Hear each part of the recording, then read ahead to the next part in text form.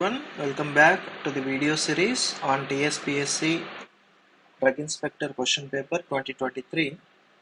So last వీడియోస్లో మనము 3 సెషన్స్లో 5 questions discuss చేసుకుంటూ వస్తున్నాం.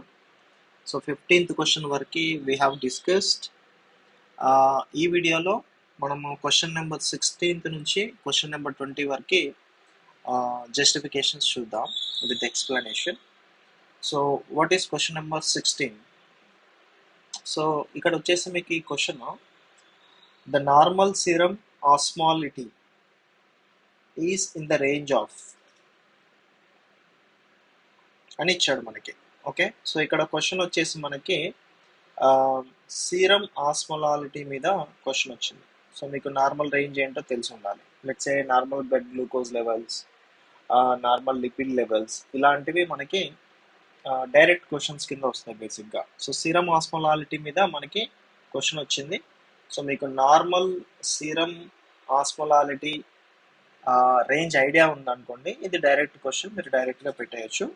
సో నార్మల్ సీరం ఆస్మోలాలిటీని యూజువల్గా యూనిట్స్ ఏంటంటే మిల్లీ ఆస్మోల్స్ పర్ కిలోగ్రామ్స్. మనము మిల్లీ ఆస్మోల్స్ పర్ కిలోగ్రామ్స్లో మనం మెజర్ చేస్తాం. Milli osmoles per kilogram. So ఇది యాక్చువల్గా యూనిట్స్ అన్నట్టు. సో మీకు రేంజ్ తెలిస్తే డైరెక్ట్ క్వశ్చన్ అవుతుంది. సో ఫస్ట్ ఆఫ్ ఆల్ మనం కొంచెం బ్రేక్ డౌన్ చేయడానికి ట్రై చేద్దాం. అసలు సీరం ఆస్మోలాలిటీ అంటే ఏంటి? ఓకే, సో సీరం ఆస్మోలాలిటీ అంటే ఏంటంటే, so it measures the solute concentration in blood plasma. Okay, what it measures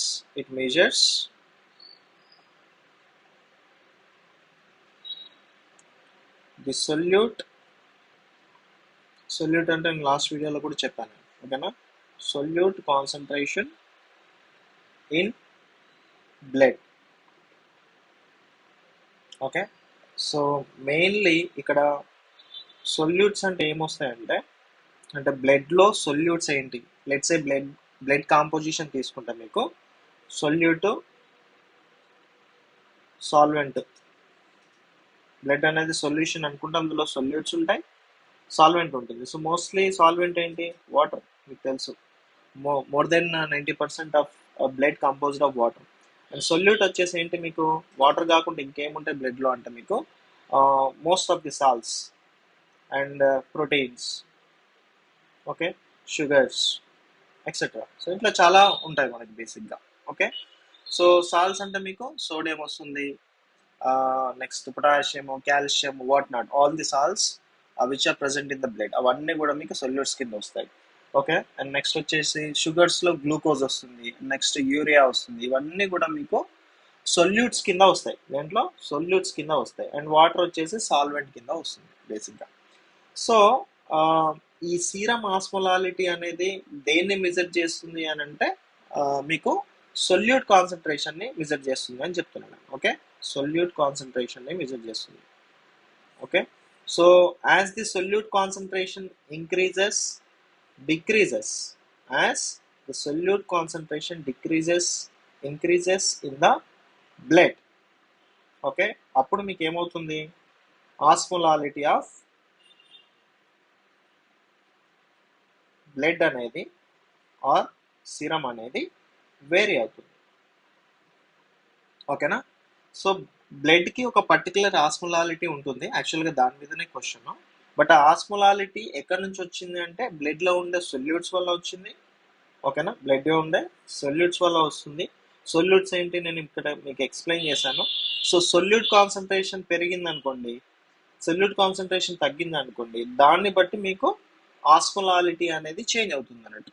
so మరి ఇది ఇంపార్టెంటా అని అంటే, ఎస్, నార్మల్గా సీరం ఆస్మోలాలిటీ అనేది వెరీ వెరీ ఇంపార్టెంట్.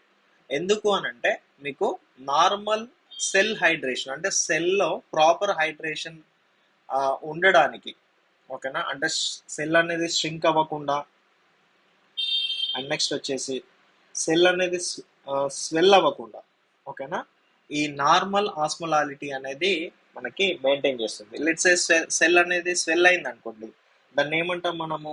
ఎడిమా అంటాం, అంతేనా? అండ్ సెల్ అనేది మనకి తగ్గిపోయింది అనుకోండి, సెల్ ష్రింకేజ్ అంటాం అన్నట్టు. సో ఈ రెండు కూడా, ఎడిమా కానీ ష్రింకేజ్ కానీ రెండు కూడా ఆ, మనకి ఆప్టిమం కాదన్నట్టు, సో నాట్ రిక్వైర్డ్. సో అందుకే మనకి నార్మల్ రేంజ్ అనేది very very important to get the proper functioning. So మెయిన్గా ఈ సీరం ఆస్మోలాలిటీ దేన్ని కంట్రిబ్యూట్ చేస్తుంది అని అంటే, మేజర్గా మనకి ఫ్లూయిడ్ బ్యాలెన్స్ని మెయింటైన్ చేస్తుంది.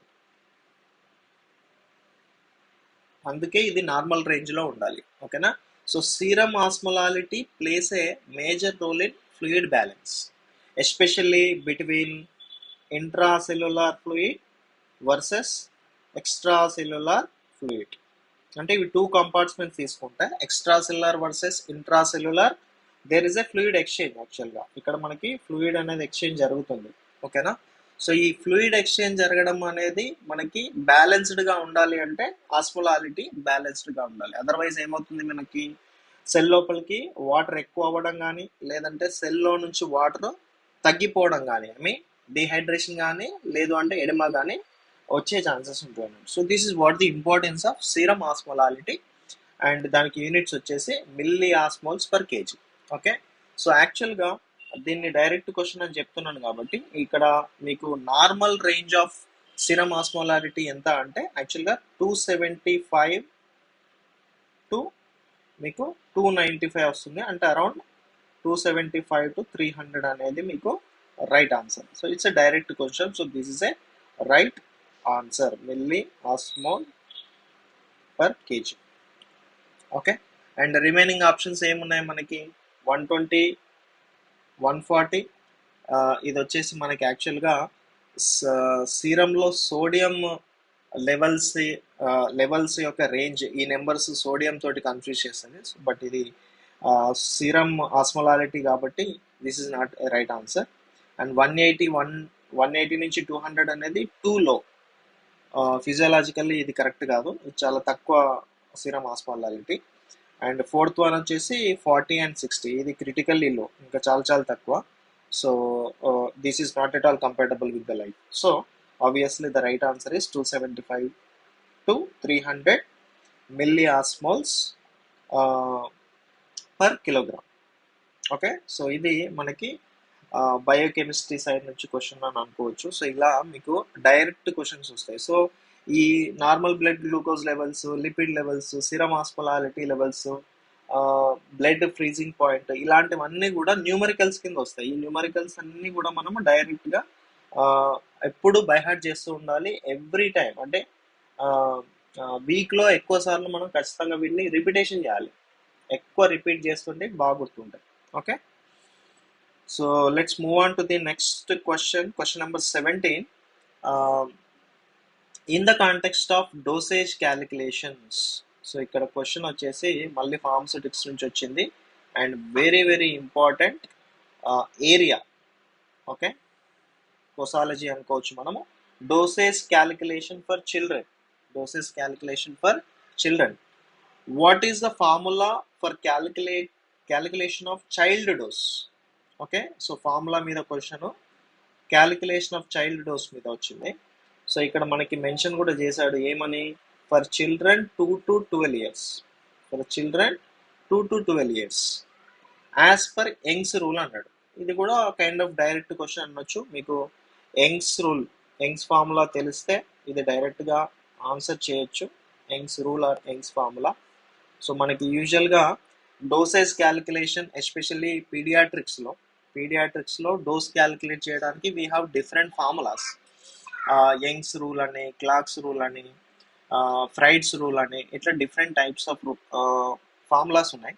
బట్ మీకేం తెలవాలి అంటే అసలు ఇవన్నీ ఈ డిఫరెంట్ టైప్స్ ఆఫ్ ఫార్ములాస్ ఎందుకు ఉన్నాయి, అండ్ ఏ ఫార్ములాని ఎక్కడ యూజ్ చేయాలి. ఓకే? ఏది అప్రాపరేట్, ఏది మోర్ అక్యురేట్ ఏంటి డోస్ క్యాలిక్యులేట్ చేయడంలో. సో ఇదంతా కూడా చాలా చాలా ఇంపార్టెంట్ డిస్కషన్ అన్నట్టు. సో ఎందులో నుంచి అయినా మీకు క్వశ్చన్ రావచ్చు. ఓకే? సో ఇప్పుడు వచ్చిన క్వశ్చన్ వచ్చేసి మీకు యంగ్స్ రూల్ మీద అడిగిన క్వశ్చన్. ఓకే? సో మనకి ఏజ్ ఇక్కడ మెన్షన్ చేసిండు స్పెసిఫిక్గా 2 to 12 years అని. సో అప్పుడు మెన్షన్ చేసినప్పుడు మీరు చూడాల్సింది ఏంటి అంటే, యంగ్స్ రూల్ అనేది మీకు బేసిక్గా age based formula. Young's rule అనేది age based formula used when child's age is known. యాక్చువల్గా యంగ్స్ ఫార్ములా ఎప్పుడు యూజ్ చేయొచ్చు అంటే ఏజ్ అనేది నోన్ ఉండాలి, ఏజ్ ఇవ్వాలి ఖచ్చితంగా మీకు క్వశ్చన్లో, లేదంటే మీకు ఏజ్ తెలిసి ఉండాలి. సో ఆ చైల్డ్ ఏజ్ తెలిసి ఉంటేనే మీకు యంగ్స్ ఫార్ములా అనేది అప్లికబుల్ అవుతుంది. సో అండ్ ఇక్కడ ఏజ్ కూడా టిపికల్లీ 2 to 12 ఇయర్స్ ఆ రేంజ్లో ఉండాలి చైల్డ్. సో ఆబ్వియస్లీ ఇది మీకు చూస్తే ఆప్షన్స్లో, సో ఫస్ట్ వన్ వచ్చేసి మీకు ఏజ్ ఎక్కడ ఉంది అని అంటే ఇది వెయిట్ ఉంది బేసిక్గా. Second one this is weight కాబట్టి ఇది కాదు. అండ్ వచ్చేసి మీకు ఏజ్లో ఈ 3 ఉన్నాయి. సో దాంట్లో 12 ఇయర్స్ ఏది ఉంది ఇక్కడ చూస్తే మీకు this is a direct one. So ఇది మీకు యాక్చువల్గా రైట్ ఆన్సర్. సో యాక్చువల్గా మీకు యంగ్స్ రూల్ డైరెక్ట్గా గుర్తుపెట్టుకోవాలి formula age in years by age in years plus 12 into adult dose. ఇది Young's rule.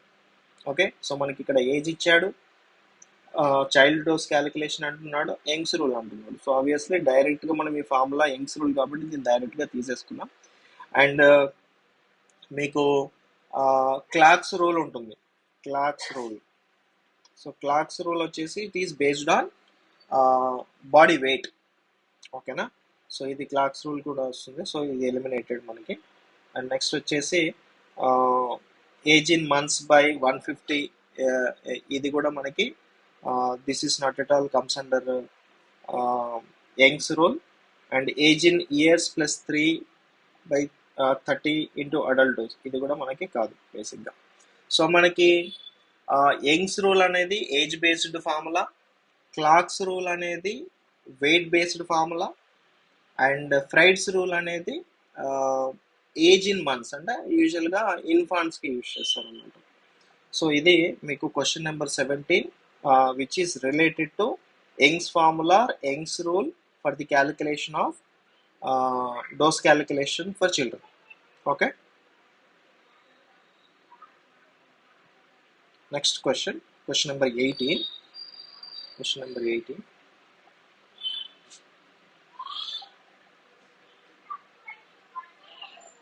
Infection obtained through the healthcare staff during surgical operation or some medical procedure is called. So ఇక్కడ దేని మీద question, ఇది infection మీద question. అంటే infection obtained through the health care staff during surgical operation or some medical procedure. అంటే మీకు ఇది hospital and clinical pharmacy నుంచి వచ్చిన క్వశ్చన్ అన్నట్టు. హాస్పిటల్ అండ్ క్లినికల్ ఫార్మసీ నుంచి వచ్చిన క్వశ్చన్. ఆప్షన్స్ ఏమి ఇచ్చాడంటే primary infection, endogenous infection, reinfection and iatrogenic infection. Okay, so ఇవన్నీ కూడా మీకు డిఫరెంట్ ఆప్షన్స్ ఇచ్చాడు. ఓకే, సో మీకు ఇక్కడ ప్రతిదానికి డెఫినేషన్ తెలవాలి, అప్పుడు మీకు ఆన్సర్ చేయడానికి పాసిబుల్ అవుతుంది. అసలు ప్రైమరీ ఇన్ఫెక్షన్ అంటే ఏంటి మీకు తెలుసు. మీకు ప్రైమరీ ఇన్ఫెక్షన్ అంటే ఇనీషియల్ ఎక్స్పోజర్లో వచ్చేది, initial exposure to any pathogen, A pathogen అని అవ్వచ్చు. ఎండోజినస్ ఇన్ఫెక్షన్ అంటే యూజువల్గా ఇన్సైడ్ ది బాడీ,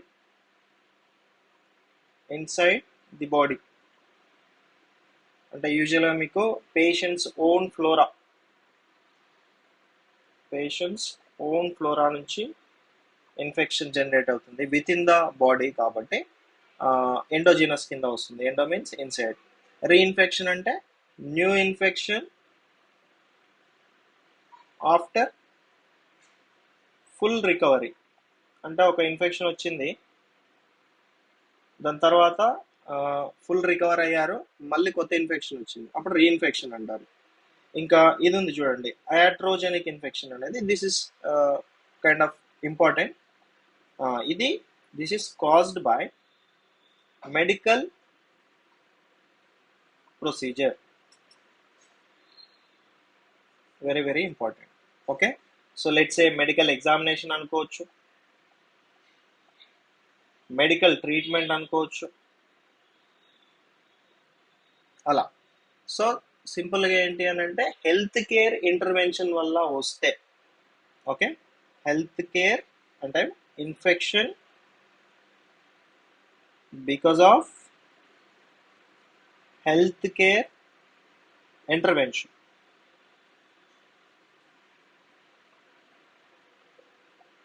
అంటే మీకు లెట్స్ ఏ డర్టీ ఇన్స్ట్రుమెంట్స్ వాడడం కావచ్చు, నెక్స్ట్ వచ్చేసి ఇంప్రాపర్ హైజీనిక్ కండిషన్స్ కావచ్చు, ఇలాంటివన్నీ మనకి అయాట్రోజెనిక్ ఇన్ఫెక్షన్ని కాజ్ చేస్తాయి అన్నట్టు. So any infection that is because of health care intervention, ఓకేనా. మెడికల్ ప్రొసీజర్, ఎగ్జామినేషన్, ట్రీట్మెంట్ దానివల్ల వస్తే మనకి అయాట్రోజెనిక్ ఇన్ఫెక్షన్ అంటాడు. ఇక్కడ క్వశ్చన్ అడిగింది కూడా ఏంటి మనకి డైరెక్ట్గా health care staff, I mean infection obtained through health care staff అన్నాడు కాబట్టి డైరెక్ట్గా మనము వితౌట్ ఎనీ క్వశ్చన్ అయాట్రోజెనిక్ని సెలెక్ట్ చేయొచ్చు. This is the right answer. And ఇవన్నీ కూడా ఎలిమినేట్ అయిపోయినాయి. And I have already explain what is mean by these options to. Okay, so ఇలా మనం 18th క్వశ్చన్ బ్రేక్ డౌన్ చేయొచ్చు. అయాట్రోజెనిక్ ఇన్ఫెక్షన్ గుర్తుపెట్టుకోండి, very very important. Okay, and next 19th question. In the context of hospital acquired infection, again మళ్ళీ hospital and clinical pharmacy question ఇది కూడా. Okay, ఇక్కడ మీకు hospital acquired infection మీద క్వశ్చన్ వచ్చింది. Which pair of type of hospital infection and its description is correct అని అంటున్నాడు. అంటే మనకు కొన్ని డిస్క్రిప్షన్స్ ఇచ్చాడు, అందులో కరెక్ట్ డిస్క్రిప్షన్స్ ఏంటి అని అంటున్నాడు. Which is interlinked with hospital acquired infections. ఇంతకుముందు కూడా మనము అయాట్రోజెనిక్ ఇన్ఫెక్షన్స్ అనుకున్నాం, అది కూడా hospital acquired infection. Okay, so అదే కాంటెక్స్ట్లో కొన్ని స్టేట్మెంట్స్ ఇచ్చాడు, కొన్ని డిస్క్రిప్షన్స్ ఇచ్చాడు, ఏవి కరెక్ట్ అని అడుగుతున్నాడు. సో ఇక్కడ మనకి 1 and 2 డిస్క్రిప్షన్స్ ఉన్నాయి, చూద్దాం అవేంటో. ఇన్ఫెక్షన్స్ ఆఫ్ ఎలిమెంటరీ ట్రాక్ట్ ఇచ్చాడు, సెకండ్లో ఇన్ఫెక్షన్స్ ఆఫ్ యూరినరీ ట్రాక్ట్ ఇచ్చాడు. Okay, so infections of alimentary ట్రాక్ట్లో these occur more commonly in infants. ఏది ఎలిమెంటరీ ట్రాక్ వచ్చే ఇన్ఫెక్షన్స్ ఎక్కువగా చిన్నపిల్లల్లో, ఇన్ఫాంట్స్లో ఉంటుందట. In maternity wards and children in paediatric wards. For example coliform enteritis is common in infants. Okay, ఇది right or wrong అనే చూసుకోవాలి. Yes, this is correct because చిన్నపిల్లల్లో ఇమ్యూనిటీ సిస్టమ్ ఇంకా డెవలప్మెంట్ స్టేజ్లోనే ఉంటుంది. And most of the times వాళ్ళు ఏమంటారు hands ద్వారా, వాళ్ళ హ్యాండ్ లేకపోతే టాయ్స్ ద్వారా వాళ్ళకి ప్యాథోజన్స్ అనేవి జిఐటీలోకి వెళ్తూ ఉంటుంది. అండ్ జిఐ ఫ్లోరా అనేది ఫుల్లీ డెవలప్ అయి ఉండదు. So most of the times they are very much susceptible, sensitive to the GI related, gastro intestinal tract related infections అనేది. సో ఎలిమెంటరీ ట్రాక్ అంటే గ్యాస్ట్రో ఇంటెస్టినల్ ట్రాక్ అనుకోవచ్చు. Okay, so కాబట్టి చిన్నపిల్లల్లో మనకి enteritis kind of infections అనేది most common అన్నట్టు. So అలాంటప్పుడు ఈ స్టేట్మెంట్ అనేది కరెక్ట్. నెక్స్ట్ వచ్చేసి infections of urinary tract. Okay, మళ్ళీ ఇది హాస్పిటల్ సెక్టార్కి సంబంధించిన క్వశ్చనే. హాస్పిటల్ అక్వైర్డ్ ఇన్ఫెక్షన్స్లో చిన్నపిల్లలకి సంబంధించింది ఫస్ట్ స్టేట్మెంట్ ఇచ్చాడు. సెకండ్ దాంట్లో ఏంటంటే ఇన్ఫెక్షన్స్ ఆఫ్ యూరినరీ ట్రాక్ట్, అంటే యూరినరీ ట్రాక్ట్కి ఇన్ఫెక్షన్స్ గురించి డిస్క్రైబ్ చేస్తున్నాడు. These constitute a major type of hospital acquired infection which may occur due to catheterization. మీకు క్యాథెటర్ అంటే తెలుసు కదా. సో యూజువల్గా యురెత్రాకి యూజ్ చేస్తారు క్యాథెటరైజేషన్ హాస్పిటలైజ్ అయినప్పుడు. సో డైరెక్ట్గా ఇది యురెత్రాకి ఇన్సర్ట్ చేస్తారు కాబట్టి there is a high risk of getting infection for the adults especially. మెయిన్గా మీకు ఇన్ఫెక్షన్ వచ్చే ఛాన్స్ ఉంటుంది ఈ కేసులో. సో ఇది కూడా మనకి రైట్ స్టేట్మెంట్ అవుతుంది, ఎందుకంటే డైరెక్ట్గా యూరిథ్రాకి కనెక్ట్ అయి ఉంటుంది కాబట్టి if it all any pathogen is present అది డైరెక్ట్గా మీకు బాడీలోకి వెళ్ళిపోవడానికి ఛాన్స్ ఉంటుంది. ఎస్పెషల్లీ అది యూరిథ్రాకి అటాచ్ అయి ఉంటుంది కాబట్టి యూరినరీ ట్రాక్ ఇన్ఫెక్షన్స్ వచ్చే ఛాన్స్ ఉంటుంది. So it's a very common type of infection when we use catheterization procedure, that is UTI. Okay, so అలాంటప్పుడు ఈ రెండు స్టేట్మెంట్స్ కరెక్ట్ కాబట్టి బోత్ 1 and 2 తీసుకోవాలి, ఇంకా మిగిలినవన్నీ కూడా ఆటోమేటిక్గా ఎలిమినేట్ అయిపోతాయి.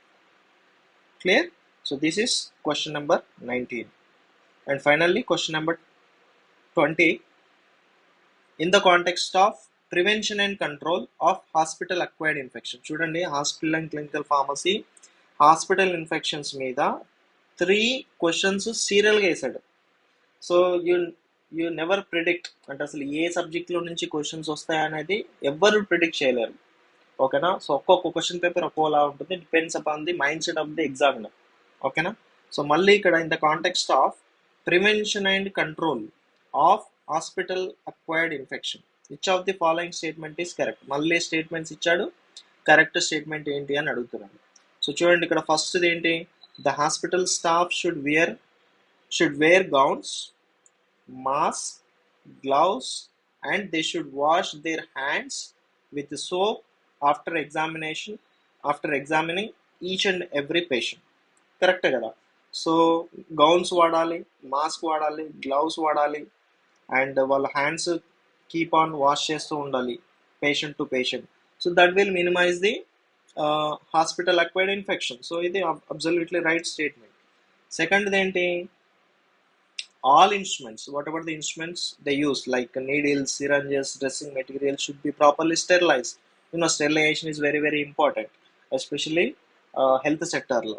So obviously ఇవన్నీ కూడా స్టెరిలైజ్ చేయాల్సిందే, కాబట్టి ఈ స్టేట్మెంట్ కూడా correct. So obviously both 1 and 2 ఇక్కడ ఉంది. So this is the right answer, and మిగిలినవన్నీ కూడా ఆటోమేటిక్గా ఎలిమినేట్ అవుతాయి.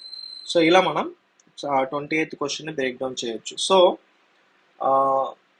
ఈ సిరీస్లో మనం 16 నుంచి 20 చూసాం. సో చూడండి, డిఫరెంట్ టైప్స్ ఆఫ్ క్వశ్చన్స్, అంటే మోస్ట్లీ మనకి డిస్క్రిప్షన్స్, స్టేట్మెంట్స్, రైట్, కరెక్ట్ ఏంటి, ఇన్కరెక్ట్ ఏంటి, సో ఇలాంటి క్వశ్చన్స్ అన్ని కూడా అడుగుతున్నాడు అన్నట్టు. So it's not that easy to interpret questions unless you have a very deep understanding. Okay, so I hope this helps drug inspector aspirants. మీరు ఎలా చదవాలనే దానికి ఇది హెల్ప్ అవుతుందని అనుకుంటున్నాను. సో నెక్స్ట్ వీడియోస్లో will continue this video series till we finish the question paper. Okay, hope you liked it. If you liked it, you can just share among your friends so that they will also get an idea ఎలా questions వస్తాయి అనేది. Okay, so thanks for watching.